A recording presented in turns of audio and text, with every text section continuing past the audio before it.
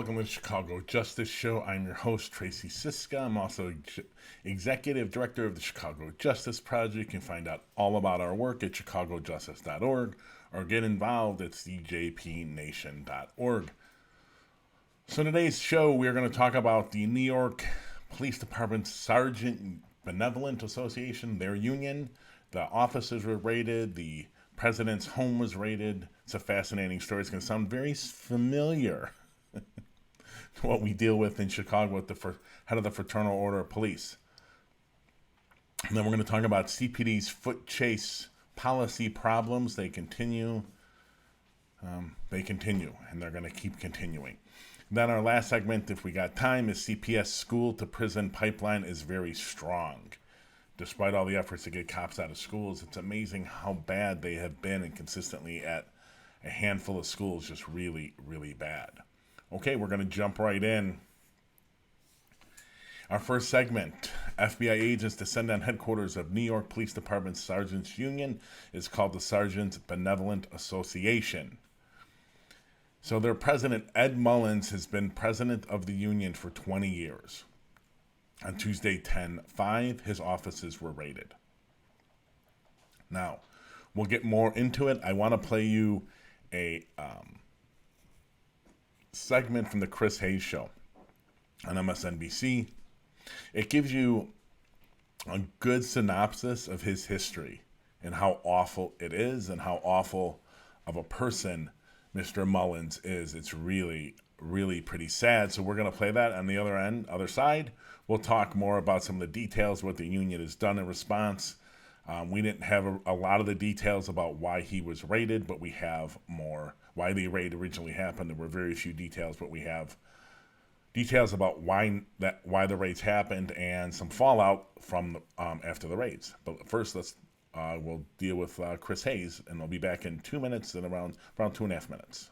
While we are on air Tuesday night, the news broke that Ed Mullins, the head of one of the largest police unions in the country, had resigned after his home and office were raided by the FBI. Okay. Since then, things have not gotten any better for the now former president of the Sergeants Benevolent Association. New York Post reported today, quote, high-ranking law enforcement officials told the Post the feds are investigating the possible misappropriation of union funds and seeking evidence of mail and wire fraud. Union officials told members Wednesday that its funds are good and said it would not be providing Mullins with legal representation, which is pretty extraordinary considering that Ed Mullins was the face of that union for nearly 20 years.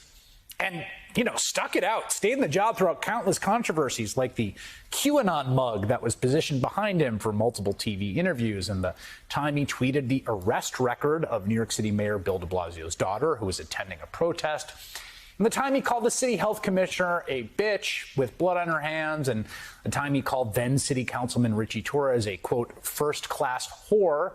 Again, these weren't like off-the-record things. He tweeted those. Or the time he suggested cops should be allowed to sue the estates of people they shoot for emotional damages. Or the time he emailed a racist video to thousands of police sergeants with a personal message saying, and I quote, pay close attention to every word. You will hear what goes through the mind of real policemen every single day on the job. This is the best video I've ever seen telling public the absolute truth. What was in the video? Well, the narrator in the video that Mullins tells people to listen to every word of calls the absolute truth, says things like, quote, the projects will always be dens of crime and violence. Cops will continue to wade into that fray, and blacks will continue to attack and ambush us forever. Mullins later claimed he hadn't seen the whole video, even though he wrote to listen to every word, adding, quote, I have black friends, white friends, Asian friends. I wouldn't want to insult anyone. I don't think one incident defines who I am. It wasn't just that one incident. It was multiple incidents over decades as the leader of one of the largest police unions in the entire country. Ed Mullins has now been stripped of his gun and badge, put on modified duty, but he's still a sergeant in the NYPD. Doesn't have his gun, but had been for the last 20 years deputized by the city to enforce its laws, kill if necessary. How can you ask people to trust a system that gives a man like Ed Mullins so much power?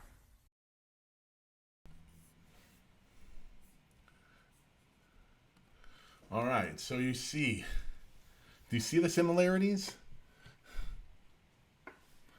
between Ed Mullins and John Catanzara, the head of the Chicago's Fraternal Order of Police, they're very similar.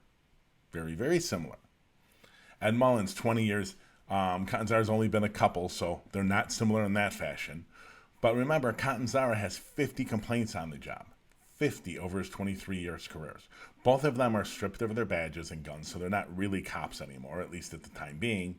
They're both being investigated and for internal or for misconduct that through internal investigations could lead to their firing. For Catanzara, this is his third in those 23 years. Catanzara, what did he do? He supported the insurrectionists. The day after, I didn't see anything wrong there. I understand their frustration about the election being stolen.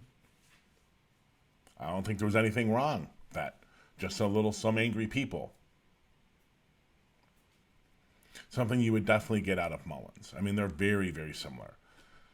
If you go to our report on our website, John Catanzara, 23-year history of misconduct and social media posts that are degrading to everyone.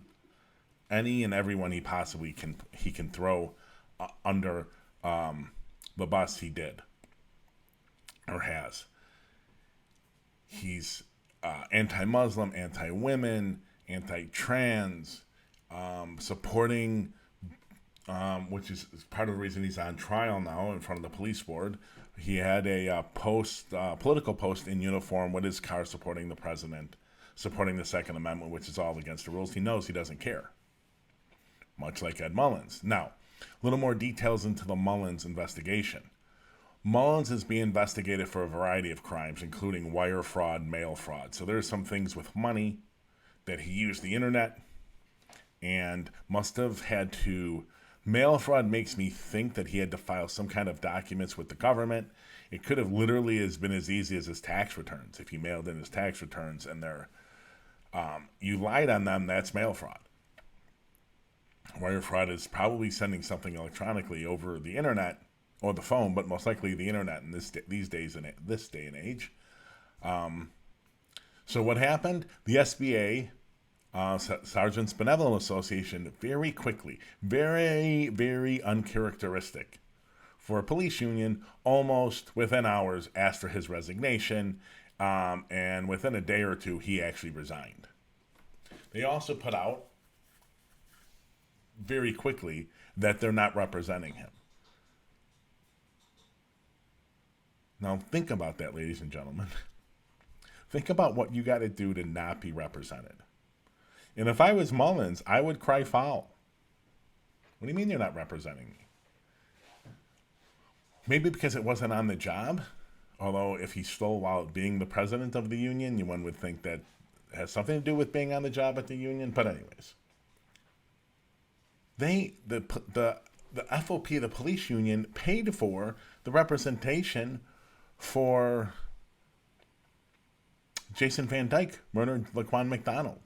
They've paid for the representation of every bad cop. I'm sure they paid the SBA or whatever association, if there was a sergeant association, or the police unions, paid for the representation of officers involved in the Eric Garner murder. I had to, right? So it's interesting that they have just so thrown Mullins under the bus. It makes you think that they were predisposed into getting rid of him. And maybe with these raids, the politics just were such that Mullins couldn't pull his weight around there anymore, throw his weight around there. So they cut him loose.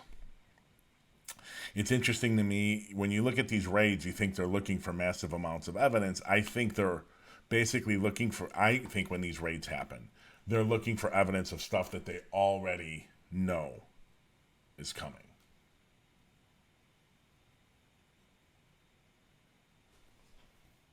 Oh, yeah, they almost always, we got a comment on, I think on Twitch, yeah, they almost always represent cops and union officials. It's really surprising that they're not.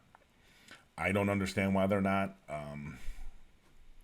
but we'll get more, as the details become more apparent about what he actually did. The union's statement about their funds are good makes me, I don't know Maybe that means Mullins involved in some criminality that doesn't involve union funds or union business at all, and it's on his personal life, and that's what he's being accused of. And thus, they're using that out to not have to represent him. I mean, you got to understand, give you a little more context about representing you. In around 2005-ish, maybe later, maybe 8, 9, the feds went after John Burge for lying in interrogatories, perjury about whether or not he tortured people while he was in the Chicago police officer. But this was a federal court going after him because he was being sued and he supposedly lied in the interrogatories. And the police union voted to pay for his representation, $1 million. They put $1 million into someone who had been retired 10, 15, 18 years, something like that. And they paid $1 million for his representation. So the fact that the sergeants union isn't paying for Mullins, it's very interesting that's what's going on. It's very okay. We'll bring you more as it comes. There hasn't been a lot since the fact that they said it was related to wire fraud and mail fraud, the fact that they asked for his resignation, the fact that he resigned, and that they're not going to pay for his representation. I can't wait to see what Julio Van Thou comes up with about what he did. Okay. Second segment's article from BEZ about CPD foot chases. Chicago police had inaccurate data about foot chases and missed deadline for reforming chase policy, Monitor says. The Monitor. Who's the Monitor? The Monitor is a court-appointed person that is overseeing enforcement and engagement and coming into compliance with what's active in Chicago, federal consent decree, which is overseen by a federal court judge. Maggie Hickey is the name that's coming into my head about who's overseeing it. Now, let me tell you, ladies and gentlemen, I don't know anything about Maggie Hickey's background, but I know two of the people that are working on this investigation are incredibly pro-police. Dr. Dennis Rosenbaum, retired from the University of Illinois, Chicago, and Laura Kennard, if that name sounds familiar, she spent less than a year, I think about 8 months, as the Deputy Inspector General for Public Safety. She was the first one. It was a massive, tragic, unbelievably horrific hire by Joe Ferguson as the first person. I told the media at the time when they announced her name that she was utterly horrible, specifically the Daily Line, specifically Mike Forshey. I told him that over a phone call when her name was announced. He called me for some comment, and I went off about how bad Laura was. She lasted all of 8 months. So this is at least part of the team that's enforcing this consent decree to tell you when they're catching the CPD doing things, I don't think these two people want to catch the CPD in doing anything. They're incredibly pro-police, but that just should give you some content about just how bad the police are doing, trying to get in line with this consent decree. So let's go to the article. High among the concerns, the police department missed the September 3rd deadline for adopting a new foot chase policy. That's true. They did miss a September 3rd deadline. And they also missed a July 1st deadline. After missing the July 1st deadline, they were given the September 3rd. Now, they have a draft of a new one. And we're going back with Second City Cop blog. I guess they implemented somewhat of a new one, although it remains to be seen back in May. I think they're confusing. I think Second City Cop's confusing with the draft that the superintendent put out. I don't think they actually had put it into place. And by the way, ladies and gentlemen, that draft is awful. Awful. It is so weak to be meaningless. So let's get back to the article. A temporary updated policy was released in May, but it still widely allows officers to run after people. The Independent Monitor Group was regularly meeting with the city and police department to create a final policy on police chases. But then the police department told them its foot pursuit dashboard had data that was likely inaccurate. And it disabled the dashboard, according to the report. The CPD giving the public wrong data? Fascinating. We'll go back to the article before I comment on everything. The group repeatedly asked the city and police department to explain what was wrong with the data and if it had been corrected, or if its efforts were being made, or if there were efforts being made to correct it, but the police and city didn't provide full answers according to the report. The CPD lying about data? No, that never happens. Not giving full answers? Unbelievable. To date, we still do not have many of these answers and have only received partial explanations regarding the scope of the data issues and plans ahead, according to the report. At another point, it was noted, it is also likely that these data issues will not be resolved soon. Ladies and gentlemen, I've been telling you over and over and over again, the administration, the functionality of the police department, the supervisory roles, all the data collection, all the things that are supposed to be running this as a modern 21st century data-driven agency are broken. They either don't exist or they're completely and utterly broken. Foot pursuits, incredibly dangerous. New policies protect police officers as much as citizens. You look at the Anthony Alvarez shooting. They chased him on that foot pursuit. They chased him for driving on a suspended license. Now, you see in the video, because there's audio, by the time he gets to them and shoots Anthony there and murders him, kills him. Arguably, whether or not it's a murder, but he kills him. You see the officer lose sight of Anthony as Anthony ducks around the house, turns a corner.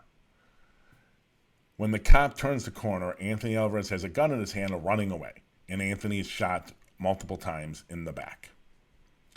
The cop, when Anthony's basically bleeding out on the ground, and Anthony says, "Why did you shoot me?" The cop says, "Well, you had a gun."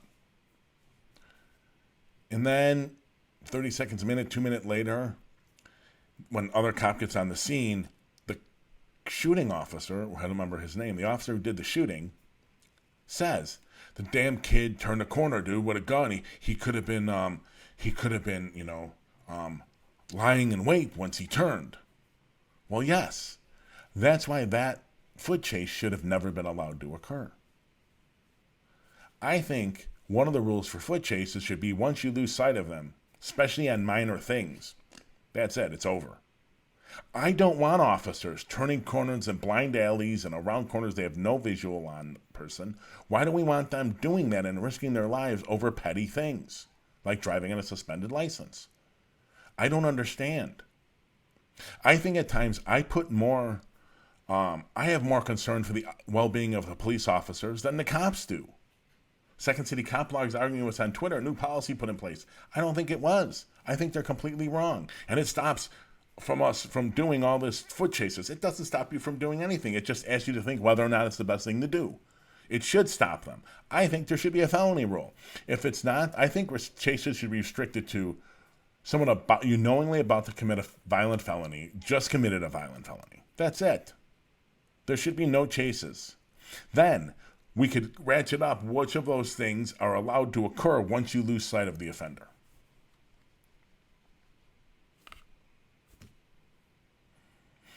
Now, people try to compare the Anthony Alvarez case to the Adam Toledo case, and I don't think they compare.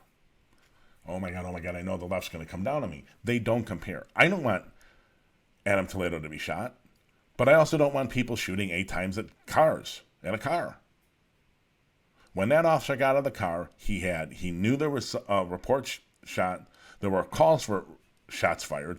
ShotSpotter, which is a horrible technology, but was correct in this thing, identified 8 shots. They get to near the scene. They see 2 people in an alley. One has a gun. They pursue them on foot, the foot chase. They never lose sight of them down that alley. That's arguably a foot chase we want to occur. It was a public interest. There was a violent felony. Shooting at people in a car is a violent felony. It just occurred. There was no reason to believe another violent felony wasn't going to occur. I don't think even if we put in one of the top foot pursuit policies in the country, that foot pursuit would have been stopped or should be stopped. That is, to me, the Anthony Alvarez and Adam Toledo pursuits are completely and utterly different. From the start, the Adam Toledo call was a violent felony. It is a miracle they didn't hit anyone in the car that Anthony shot at, or I think it's the male adult he was with. They have evidence that he shot at them. He shot 8 shots at a car filled with people that was moving. It's luck that no one got shot or died. So they're responding to a violent felony. In this case with Anthony Alvarez, it's driving on a suspended license. You could argue maybe the foot pursuit, although I don't think we should have the foot pursuit at all, but it could have gone on as long as you don't lose sight of him. And once you lose sight of him, that's it, it's over. To say they're both similar, I think does a disservice, and it's dishonest. Disservice to everyone and having this discussion that is badly needed, but it's also dishonest because I don't think they're the same. Could we argue that, and I posed this question on the show, but Anthony Alvarez would still be alive had he been white? Because the cop would have waited another heartbeat to figure out whether or not he had the gun and whether he was pointing the gun at him? Possibly. Possibly.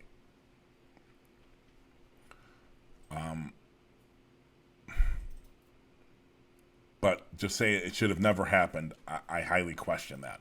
And then it was all highly racist and all these things. No, man. There was a violent felony had just been committed. They were going in to stop it or to get the offenders. I think most people would say, no, we want violent felons caught. We can argue a bunch degrees below that, and I think we would agree on 99% of that, but I just don't think they're the same. Now, are we going to get a strong foot pursuit policy and national best practice out of Superintendent Brown and Mayor Lightfoot? Absolutely not. Are we going to get the weakest, most benign, useless foot pursuit policy possible by those two? You absolutely better believe it. The only hope we have in getting any kind of foot pursuit policy that has any real impact on the street is Maggie Hickey, is the consent decree. That's it. Brown and Lightfoot are going to wash that thing down as to make it as weak and useful and pitiful as humanly possible. Okay, we're going to get quickly to our third and final segment of the day. As many Chicago schools remove cops from hallways, data shows some schools send kids to police at alarming rates. All right, so when you see the story, that's the headline from CBS News. I do believe, so this is CBS News. It's a story basically the story revolves around a young black woman, 16 years old, named Digma Howard, if I'm pronouncing that right. 16 years old at the time, she's now an adult at Marshall High School. And while I'm not going to play the video because I don't want to go in, the incident's horrible, and I'm not trying to not take what happened to her. I'm not trying to degrade it at all. It was awful. She sued. She should have gotten more money. She got her money. She should get it. She probably should have gotten more. However, for our purposes, I want to look at the bigger picture numbers that come up in this story that I think are really buried in it.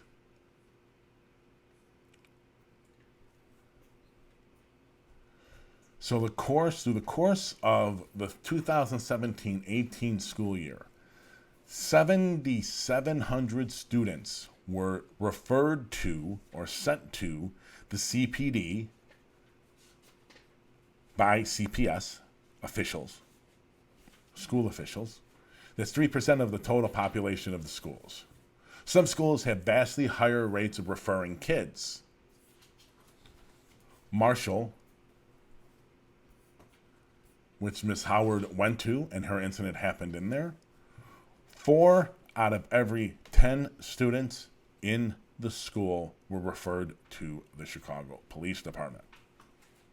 If that is not the school-to-prison pipeline exemplified, I have no idea what would be. Marshall, that rate of 4 out of 10 was 14 times the district average. 14 times.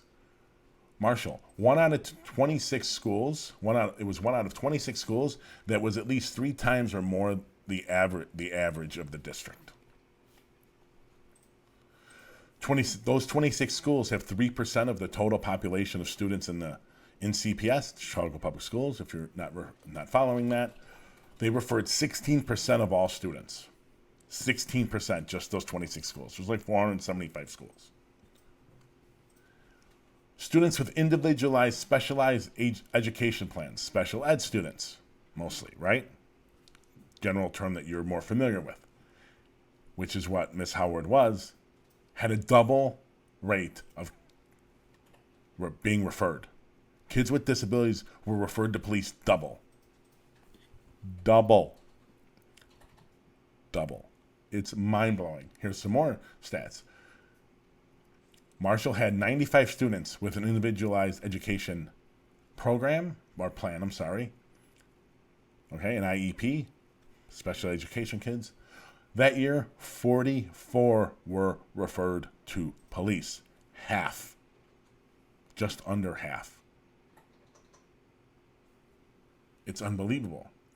Now the deceit by CPS. Broken data, broken systems. This is why transparency is so unbelievably vital. Unbelievably vital. We need a Freedom of Information Act in Illinois. We need an entire change to how our government functions from the very beginning, which is every piece of data they collect is open for the public and must be reported on a schedule. Whether that's weekly or monthly or quarterly, it must be done. You cannot trust them to operate in darkness. So here's CPS's deceit, and then we'll get to the CPD's deceit. From the article, CPS reports its own similar data on its website, but the data the district makes available to the public shows far fewer referrals to police, according to CPS. Just 2,009 students were sent to the police during the 2017-18 school year. More than 5,500 fewer students than they reported to the federal government.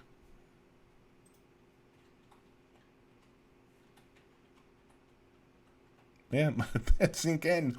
The school's dashboard was off by almost a factor of 3.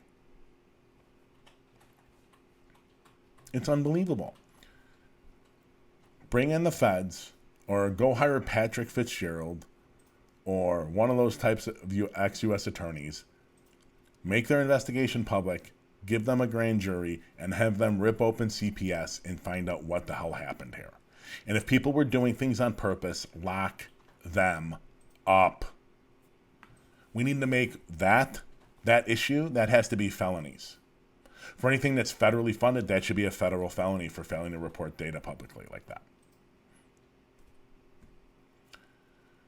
Now, the reason it's 2017 and 18 data and not more current, because that's the only data, the most recent year available by the Department of Education nationally.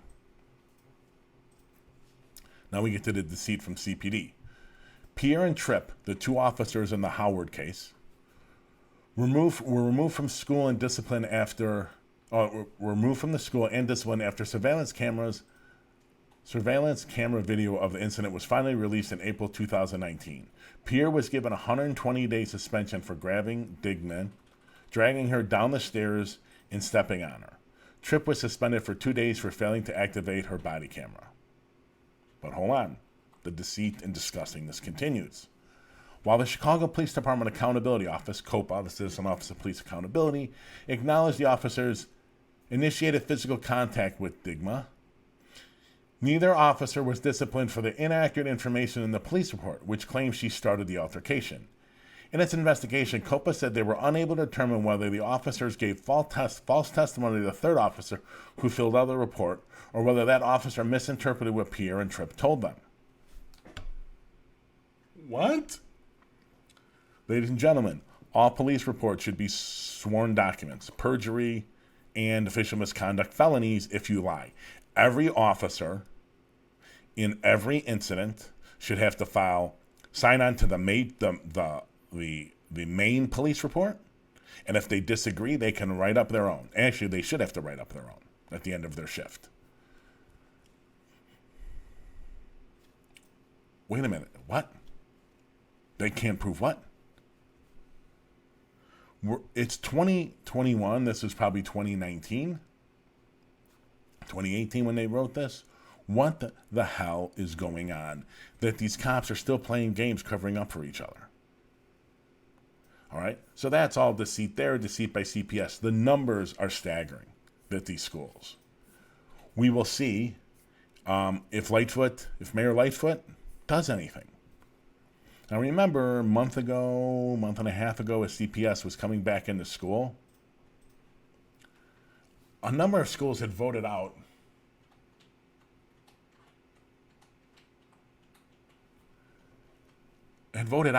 cops out of the schools. And what did the CPD do? They sent them anyways. Now that got into the media, and eventually the cops pulled the cops out. The CPD pulled the cops out. The cops pulled the cops out. CPD pulled the cops out of the schools. They voted not to have school resource officers there anymore. What are we doing when that few of schools are sending that many kids?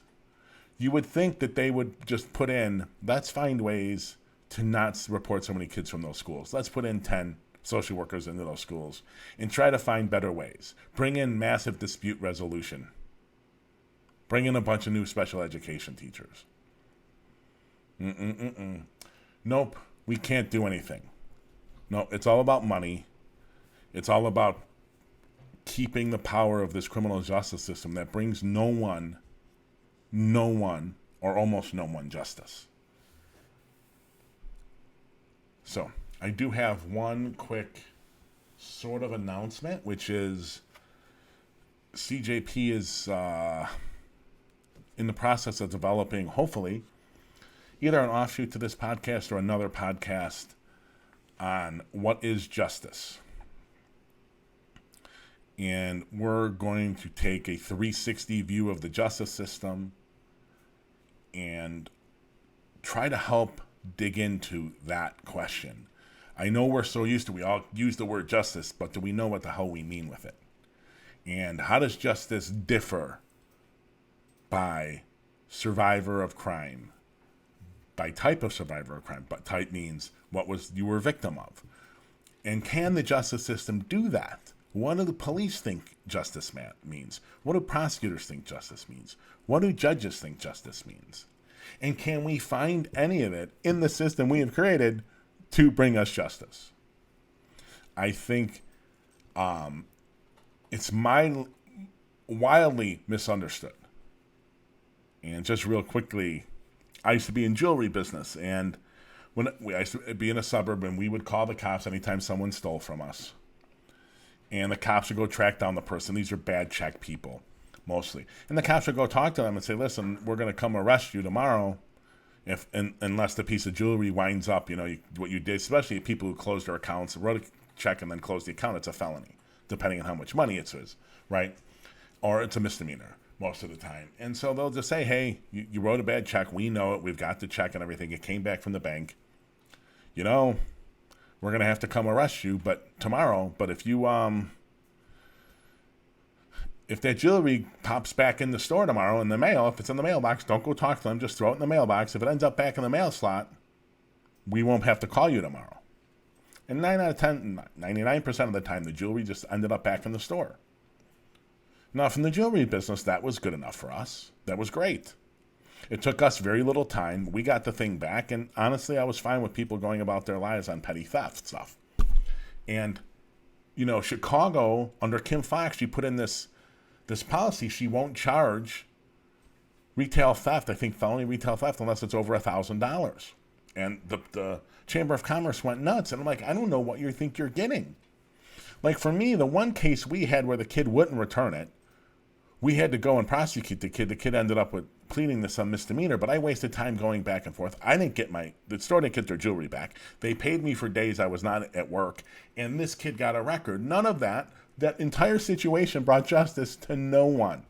It was a loss to everyone. It was a loss to the business. It was a loss to the cops and prosecutors wasted time. It was a loss to this young kid. It was a loss on all those scales. Across the whole thing, no one won. It was just a loss for everyone. So somehow in our thinking, and that justice system and going through that process is going to bring us justice. I'm jaded. I don't think so. And I'm curious as we get across the whole span of survivors of crime and violence, and the families, and police, prosecutors, courts, public defenders, as we just go through the whole range of stakeholders in the system. if we can come up with what is justice and what we're looking to obtain. Because I really don't think it's there. Okay. Thank you, everyone. Thanks for the comments, guys. Nimish, Eric, I really appreciate the comments. We'll be back on Wednesday at 12 p.m. Central Chicago time.